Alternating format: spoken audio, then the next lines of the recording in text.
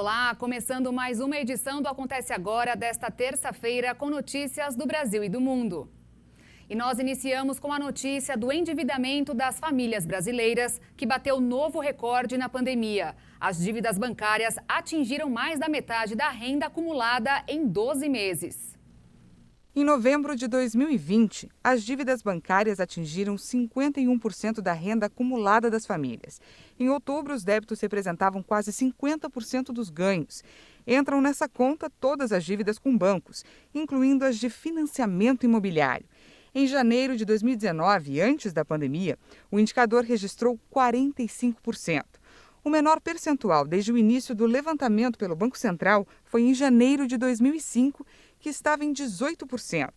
Já uma pesquisa da Confederação Nacional do Comércio mostra que a média de famílias endividadas no ano passado cresceu 2,8 pontos percentuais, quando comparado a 2019, alcançando 66,5%. Trata-se do maior resultado anual da série, iniciada em 2010.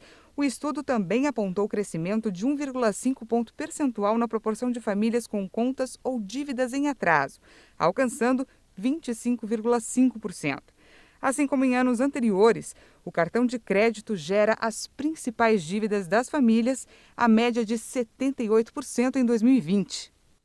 Depois de amanhã, quinta-feira, a Câmara dos Deputados pode votar a medida provisória que facilita a compra de vacinas. A proposta dispensa a licitação e prevê regras mais flexíveis para os contratos. A medida provisória que facilita a compra de vacinas e insumos necessários à vacinação contra a Covid-19 é destaque na pauta da Casa dessa semana. A proposta dispensa a licitação e prevê regras mais flexíveis para os contratos, inclusive antes do registro sanitário ou da autorização temporária de uso. O texto também reforça que a aplicação de vacinas deve obedecer às regras previstas no Plano Nacional de Operacionalização da Vacinação contra a Covid-19 do Ministério da Saúde.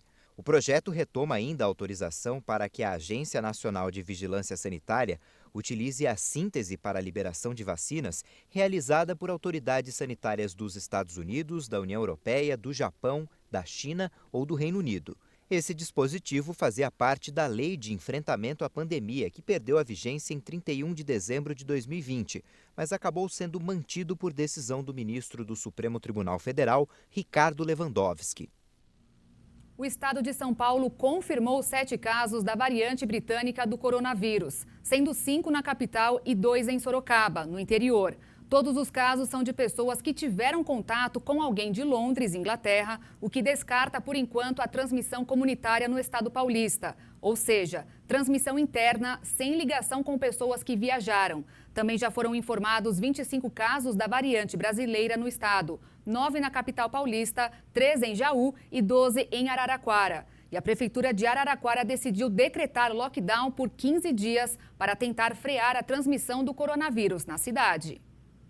E pelo visto, os fura-filas de vacina não estão só aqui no Brasil, viu? Um escândalo em torno dos imunizantes contra a Covid-19 abalou a política peruana nesta semana. O ex-presidente Martim Vizcarra e outros funcionários públicos foram imunizados contra a doença antes de grupos prioritários. Em sua defesa, Vizcarra disse que foi voluntário em um ensaio clínico, mas a informação foi desmentida pela universidade responsável pelos testes. Muito atingido pela segunda onda da pandemia, o Peru começou há uma semana a sua campanha de vacinação contra a Covid-19. Os primeiros a receber suas doses foram os profissionais de saúde, após a chegada de 300 mil doses da vacina Sinopharm. Mas um escândalo em torno das imunizações domina o noticiário político do país. O ex-presidente Martim Vizcarra foi destituído pelo Congresso em novembro. Mas semanas antes, em outubro, o candidato ao Congresso na próxima eleição foi vacinado contra o novo coronavírus. Assumo minha responsabilidade nesse sentido. Assumo minha responsabilidade sobre esse assunto e pelo respeito que os cidadãos do meu país merecem.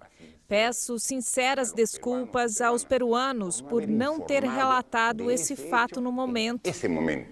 Em sua defesa, Vizcarra afirmou que foi voluntário no ensaio clínico da vacina chinesa no país, como milhares de outras pessoas. Mas a Universidade Peruana negou a informação. O presidente interino Francisco Sagasti se pronunciou sobre o caso, confirmando que outros membros do governo também foram vacinados.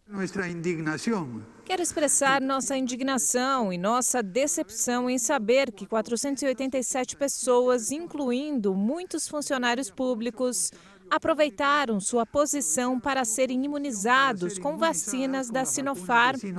Na lista de vacinados estão as ex-ministras de Relações Exteriores, Elizabeth Astet, e da Saúde, Pilar Mazetti.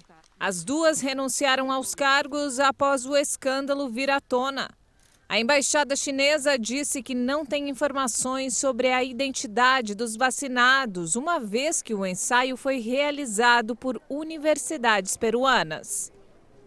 E a Universidade de Oxford anunciou que vai testar a vacina contra a Covid-19 em crianças e adolescentes. O estudo, que deve começar nos próximos dias, vai envolver 300 voluntários.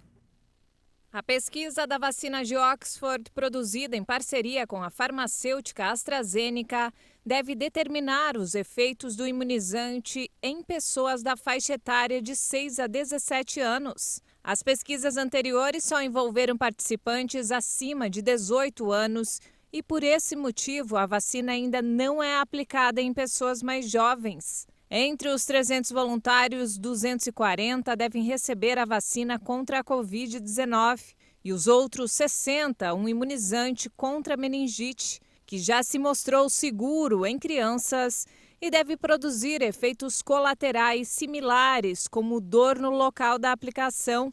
Após a conclusão dessa fase, os pesquisadores devem incluir mais voluntários para determinar a eficácia da vacina nesta faixa etária. O teste com adolescentes e crianças vai ser importante para estabelecer a segurança e a resposta imune, para que futuramente possam ser incluídos em programas de vacinação. A União Europeia vai lançar um programa para estudar as mutações da Covid-19. A informação foi divulgada pela presidente da Comissão Europeia, Ursula von der Leyen, em entrevista ao jornal Les Echos. O programa, batizado de Incubadora Era, vai reunir laboratórios, autoridades sanitárias, cientistas e a Comissão Europeia e contará com recursos significativos, afirmou a chefe da comissão. O valor do aporte não foi especificado. A dirigente afirmou que, junto aos esforços atuais para produzir vacinas, é necessário o desenvolvimento de capacidades de produção de imunizantes de segunda geração, porque as mutações preocupam muito. Bruxelas já havia anunciado sua intenção de lançar uma nova agência europeia, a Autoridade de Preparação e Resposta a Emergências de Saúde, para combater futuras pandemias e melhorar a coordenação entre os 27 países membros do bloco.